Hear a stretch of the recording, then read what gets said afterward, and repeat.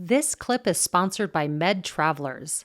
If you're an SLP interested in travel therapy, visit medtravelers.com to get started. So, what would be some examples of AAE that are common and that are not reason for referral? Yeah, great question.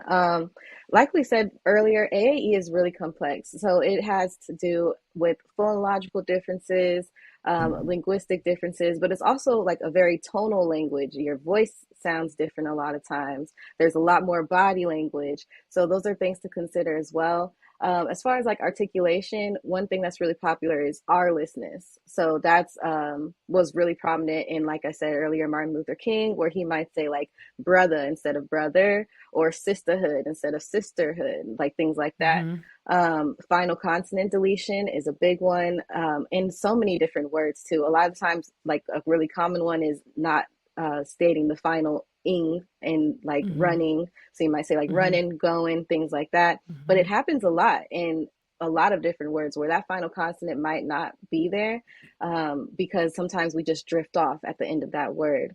Another big one is double negatives. Like, I ain't going to do that. Or, no, I'm not. Like, what's the really important one I say all the time? Ain't nobody got time for that. Like the double negative is a really it's a really Yes. big one that we hear a lot.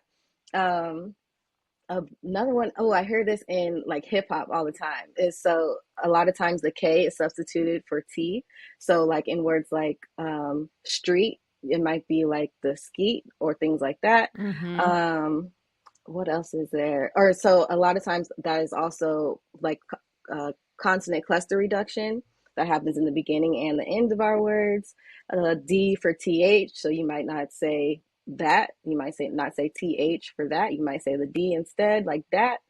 But yeah, there's Mm-hmm. a lot of different ones that are prominent. And I think another one that, or another thing that we don't talk about often when it comes to AAE, because it's all just looped into one, is that just like any other dialect, it's very regional. So I, Mm-hmm.